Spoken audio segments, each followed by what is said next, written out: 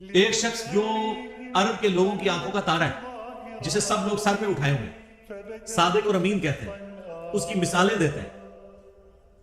اس کے فیصلوں کا احترام کرتے ہیں، اور وہ اس خاندان سے ہے جو خانہ کعبے کا متولی بھی ہے۔ انہوں نے زیادہ سے زیادہ کیا سوچا ہوگا میرے ساتھ کیا کر لیں گے؟ زیادہ زیادہ مسجد میں مندیل لگا دیں گے نا، شہر بدر کر دینا، قتل کے فتوے جاری کر دینا، یہ تو نبی علیہ السلام نے سوچا بھی نہیں۔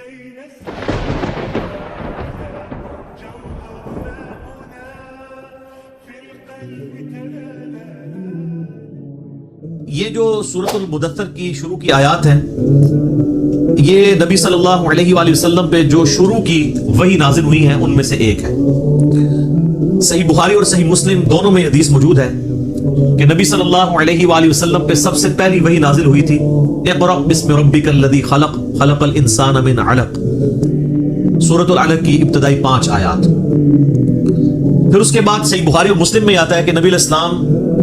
پہ جو وحی کا سلسلہ تھا، اس میں فترت کا پیریڈ آ گیا، ایسا پیریڈ جس میں آپ صلی اللہ علیہ وآلہ وسلم پہ کوئی وحی نازل نہیں ہوئی، اور اس کی وجہ سے آپ صلی اللہ علیہ وآلہ وسلم بڑے غمزدہ بھی تھے۔ آپ تو چاہتے تھے جلدی جلدی قرآن نازل ہو، اور اسی دوران کافروں نے طرح طرح کی باتیں بھی کرنا شروع کر دی۔ تو فترت کے پیریڈ کے بعد جو پہلی وحی نازل ہوئی ہے وہ سورۃ المدثر کی ابتدائی آیات ہیں، لہٰذا آپ صلی اللہ علیہ وآلہ وسلم پہ جو شروع کی وحی نازل ہوئی ہیں ان میں سے یہ بھی چند آیات ہیں۔ بخاری اور مسلم میں اس کی ڈیٹیل آتی ہے کہ آپ صلی اللہ علیہ وآلہ وسلم فرماتے ہیں کہ جو غار حرا میں مجھ سے ایک فرشتے کی ملاقات ہوئی، جو پوری ڈیٹیل بخاری مسلم میں آئی ہے کہ انہوں نے حضرت جبرائیل علیہ السلام انسانی شکل میں سامنے آئے اور ان کا اقرا پڑھیے، تو آپ صلی اللہ علیہ وآلہ وسلم نے کہا کہ میں پڑھا ہوا نہیں ہوں۔ 3 دفعہ یہ عمل رپیٹ ہوا، اور پھر جبرائیل نے آپ صلی اللہ علیہ وآلہ وسلم کو اپنے ساتھ سینے کے ساتھ لگایا اور پھر پڑھایا، تو آپ صلی اللہ علیہ وآلہ وسلم نے یہ آیات پڑھی۔ بخاری اور مسلم میں یہ حدیث ملتی ہے کہ آپ علیہ السلام فرماتے ہیں کہ غار حرا میں جو مجھ پہ فرشتہ نازل ہوا تھا، پھر کچھ عرصہ کے لیے وہ مجھ پر نازل نہیں ہوا، اللہ کی آیات لے کر نہیں آیا۔ ایک دن اچانک میں نے یہ آبزرو کیا کہ مجھے کوئی شخص پکار رہا ہے، تو جب میں نے نگاہ اٹھا کر اوپر دیکھا تو پورے افق کے اوپر وہی فرشتہ چھایا ہوا تھا۔ اب ظاہر ہے کہ نبی علیہ السلام کے اوپر ایک دہشت طاری ہوگی، ایک انسان کے لیے تو یہ بڑا عجیب و غریب منظر ہے نا، کہ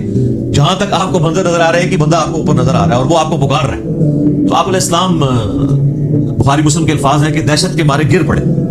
اور پھر آپ صلی اللہ علیہ وآلہ وسلم واپس آئے اپنے گھر اور سیدہ خدیجہ سے کہا کہ مجھے کمبل اڑا دو۔ ایک تو وہ والا واقعہ بخاری مسلم میں جو سورۃ العلق کی شروع آیات میں ہوا تھا، اس میں بھی یہی الفاظ ہیں، جس میں پھر سیدہ خدیجہ کہتی ہیں کہ آپ اپنے رشتہ داروں کے ساتھ صلہ رحمی کرتے ہیں، آپ مہمان نوازی کرتے ہیں، آپ غریبوں کا بوجھ اٹھاتے ہیں، آپ لوگوں کا بڑا خیال رکھتے ہیں، اللہ تعالیٰ آپ کو تنہا نہیں چھوڑے گا۔